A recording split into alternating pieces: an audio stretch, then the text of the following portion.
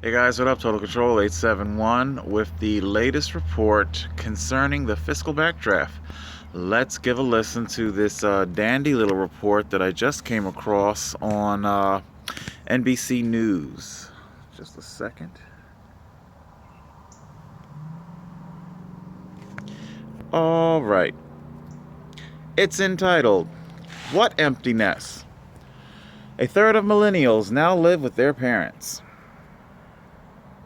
And it reads in part, many of America's young adults appear to be in no hurry to move out of their old bedrooms. For the first time on record, living with parents is now the most common arrangement for people ages 18 to 34. An analysis census data conducted by the Pew Research Center has found. Nearly one-third of millennials live with their parents, slightly more than the proportion who lived with a spouse or partner. It's the first time that living at home has outpaced living with a spouse for this age group since record-keeping started in 1880. This goes on to say, the sharp shift reflects a long-running decline in marriage amplified by the economic upheavals of the Great Recession. The trend has been particularly evident among Americans who lack a college degree. The pattern may be a contributing factor to the sluggish growth of the U.S. economy, which depends heavily on consumer spending. With more young people living with their parents rather than on their own, fewer people need to buy appliances, furniture, or cable subscriptions. The recovery from the 08-09 recession has also been hobbled by historically low levels of home construction and home ownership.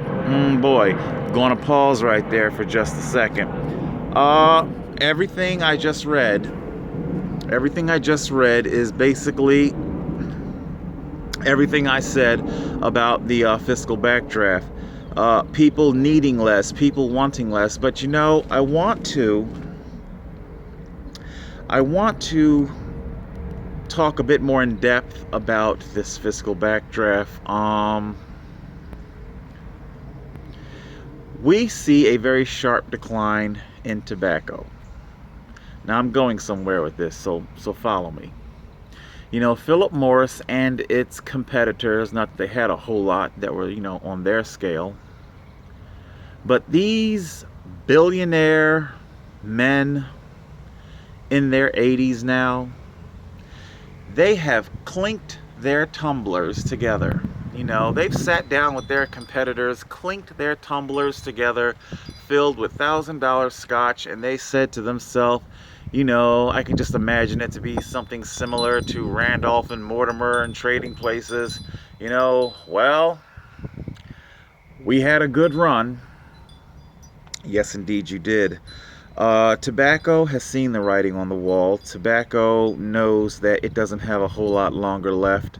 I said a couple of years ago, it is my prediction that by the year 2025, you're going to see a state somewhere in the union, begin to introduce legislation. Not saying that it's going to pass, mind you, but they're going to be around 2025. It's my prediction. They're going to just start throwing the legislation, throwing the bill on the floor just to see what sticks.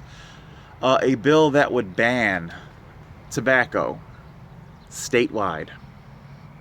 I think that's going to happen by 2025. It is my belief that by 2035, such measures will begin to gain traction, and you could very well indeed have the first state in the union that bans tobacco statewide. The reason why I'm saying all this is because Americans are waking up. It's not just simply the mindless consumerism. America is waking up. The world is waking up. Cigarettes kill you. Tobacco kills you. People don't want to fucking die. They want to live longer. They want the full scope of their years. Big insurance, they don't want to pay for your ass hooked up to machines while they pump the black tar out of your fucking lungs, during your end of life care. It's expensive. And ultimately, I guess that's where I'm going with that whole thing. It's not so much a morality debate. I'm sure you have your conservationists and your, the earth huggers, they'll be the first ones to jump on board. But it ultimately comes down to dollars and cents. And I do believe that insurance companies, as things become more and more privatized, they're not even going to pay for your care. You've been diagnosed with stage 4 lung cancer, and and all of a sudden the representative that you're talking to can, they're outlining and mapping out, how they're going to keep you comfortable, while you go through your transition. They'll use language like that. And, you'll be like, oh, there's no drugs that can save me. Well, the medications, it would cost you about $100,000 per year. Oh, aren't you going to pay for it? Well, I'm sorry, but I'm sorry, unless you have that money to pay for it yourself, we don't cover that. What? I'm not worth it? Well, seems like you answered that question every single time you lit a cigarette. Are you worth it? Are you worth living? Every time the answer is no. The answer is no, that you're obviously not worth it. The past 25 years you smoke, and this is where it's led you. Okay, but tobacco, Philip Morris and all of them and their competitors, they've seen the writing on the wall. They've moved through the 7 stages, and they're at acceptance. Probably their younger presidents and vice presidents, they're still back there in bargaining stage. We got vaping, right? That'll keep our company afloat, right? We can vape. Yeah, go ahead with good luck with that. It'll be nifty for a while. I'm sure it will appeal to a niche demographic, but ultimately, in the not too distant future, tobacco will fall off the scope. Tobacco, oil, energy. Energy is in the anger stage right now. They're angry, Them good old boys down in them oil fields down south, they're angry. And of course in Pennsylvania, coal and everything, they're angry over the plunge of their value, so they're angry at they probably call me a tree hugger or whatever. They're struggling with anger right now. And again, it has nothing much to do with an ideology. The government is pushing, an ideology agenda maybe to do whatever, but eventually it just comes down, just like with the smokers, it comes down to dollars and cents. That's what it all comes down to. So we have big oil that is in the bargaining stage. You got your retail, like I was talking about Carrier. They're right now, I guess they're bargaining, where can we send the jobs? What can we do to stay afloat? How come people don't want this stuff? Speaking of that, like I said, it has very little to do with morality and more to do with dollars and cents. I say that because, of course, you have your Supreme Court ruling gay marriage nationwide. It's less to do with the morality. It's less to do with civil rights and more to do with the economy. Because of your heterosexual millennials are getting married less, having babies less, setting up shop less, okay? Setting up their own nests less. There is a massive void. And hey, if the gays want to fill it, we'll take it. Oh, okay. Oh, yeah. Let them get married. And of course, with the marriage comes the house, comes the adopted children, and all of everything that comes along with it. I think, openly gay weather anchor Adam Joseph, his partner Carl, they just had their second baby via surrogate, and he's posting pictures of him setting up the nursery. a nursery that he had to go shopping for. So he put money into the economy. That's what it all had to do with, more to do with dollars and cents and less to do with morality.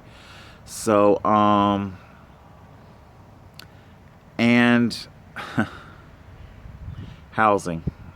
Housing is where I really want to go with this particular blog. Um,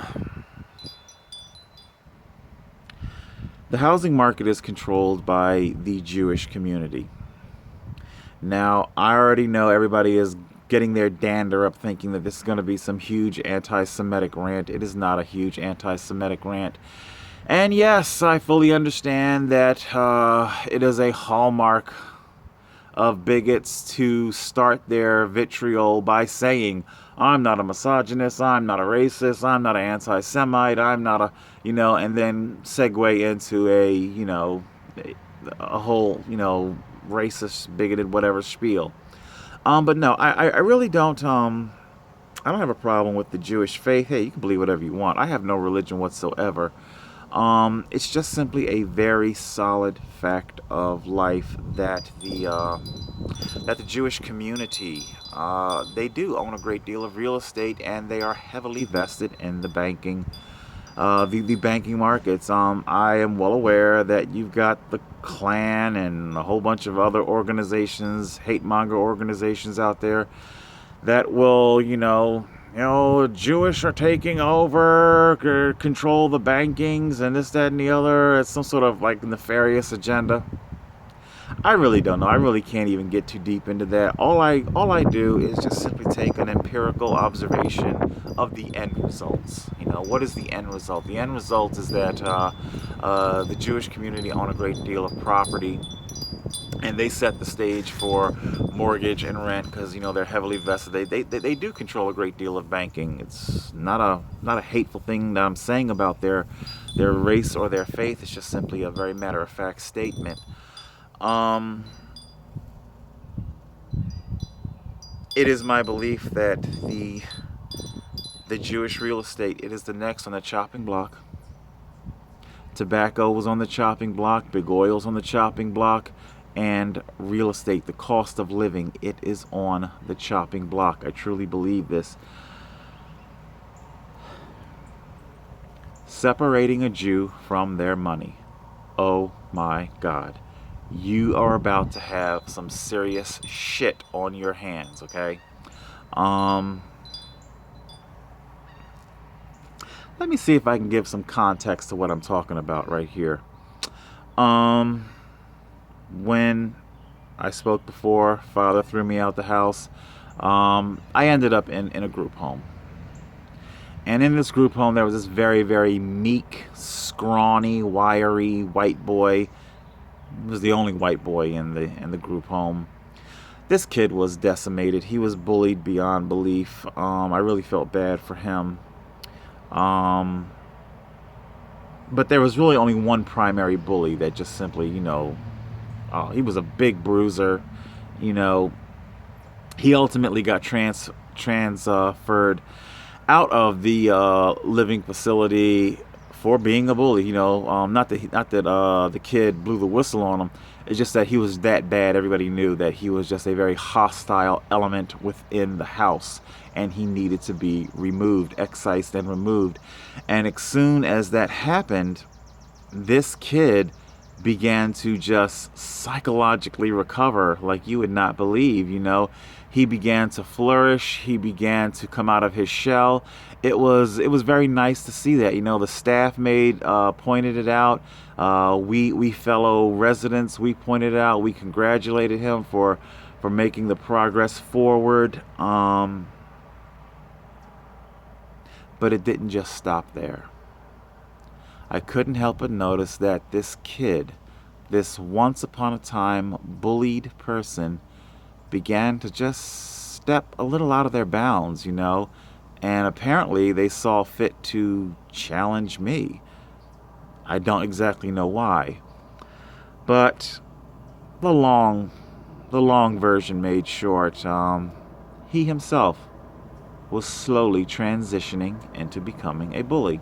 Those of you with psychological educational backgrounds will know that this is not terribly uncommon, that the cycle of abuse will indeed very often come full circle into this sort of thing. I tried going to staff, as this kid continued to challenge me and get more and more abrupt with me and in my face with me. I tried going to the staff and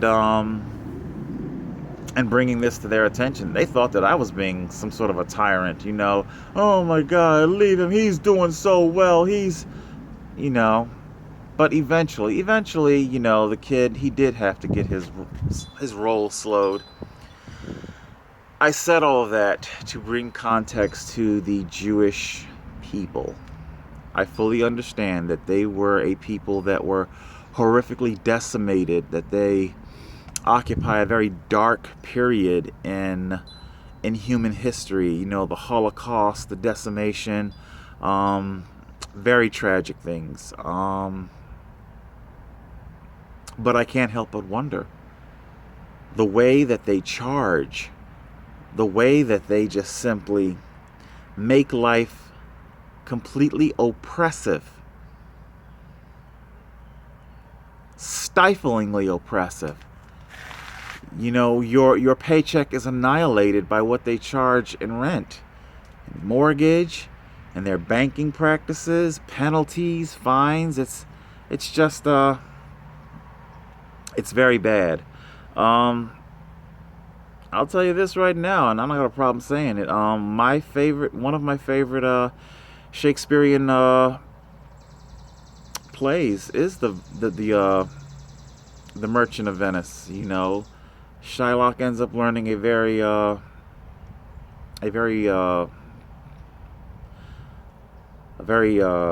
terrible lesson about seeking vengeance.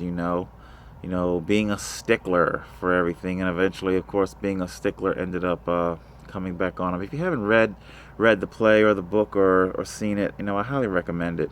It's it's really good. Anyway, I do believe that the Jewish people have become oppressively slavic, and of course, I'm talking about in the overall. I'm sure there are extremely charitable, generous Jewish people that are out there. I'm just simply talking in very, very broad scope terminology. So yeah, that's what's going on, and eventually, I'm not waiting for the government to come to the realization of this. I think they do know it already. The U.S. government's relationship with Israel, it can be very tentative at times, and it's just a matter of time until this issue of housing, this issue of the housing market, it's just a matter of time until this thing blows up between the government and the Jewish community. I'm going to finish this off here. It says in 2000, only 23% of young adults were living with parents. In 2014, the figure reached 32.1%. The proportion of young adults now living with their parents is similar to the proportions that prevailed from 1880 through 1940, when the figure peaked, the Pew Foundation found. Yet in those decades, the most common arrangement for young adults was living with a spouse rather than with parents. Richard Fry, the guy from Pew, he's basically saying that, well, we just got young people that are more likely to live with their parents. I mean, I don't know if he's saying that in some sort of a crazy ass matter of fact way. That there was a reason. There was a very good reason. People are learning to get along with less. You pushed people to their extreme to get by with less. Guess what? It's now happening. In your Great Depression in the 40s, when the stock market crashed, was in 30s, I think it was. I remember there were I remember talking to senior citizen black people years ago, and they said they would watch these white people jump out of the windows on Wall Street and All of that shit was going on because they were now suddenly faced with, you know, poverty that is akin to a black person living in the 30s, 40s. Uh, another great novel, The Grapes of Wrath. I thoroughly recommend you read that or see the movie. Henry Fonda, great movie. Um, but yeah, so suddenly, faced with this poverty, and of course the black people, they didn't quite understand. What's the big deal? It's just poverty. You have us living in it, but apparently when you have to live in it, it becomes this big deal, big to do thing. And that's what I'm talking about. These classes, the recession, it has deteriorated a lot of ways of life, quality of life, I guess, whatever you want to call it. Living with parents. Hey, black people have been doing that forever. Minorities been doing that forever. Room rentals been going on forever. Okay, so now we have demographics that are unaccustomed to living in these type of ways. They're been forced to make do with less, and less is what they're going to do. And unfortunately, this is having a fiscal backdraft effect. Why do I need to go to whatever store and buy a trunk full of appliances, toaster, microwave, ovens, washer, dryer? I can just keep on using mom and dad's.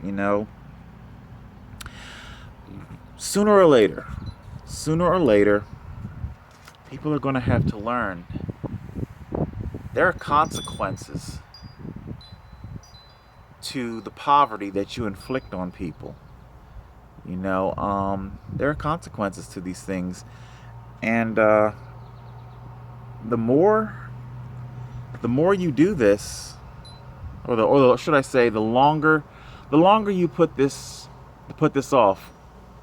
Referencing my analogy with what was it, Lee Page, the DEA agent, when I first spoke of the fiscal backdraft. The way he shot himself in the foot and pretended like everything was just okay. The longer the American economy continues to limp along and pretend like everything is a-okay, the more your wound is going to get infected. This thing is only going to get worser and worse. Should I say more worse, or whatever. But there you go, guys. That's today's rant on the economic sector. And what can I say? I hate to say I told you so, but I told you so. Total Control 871.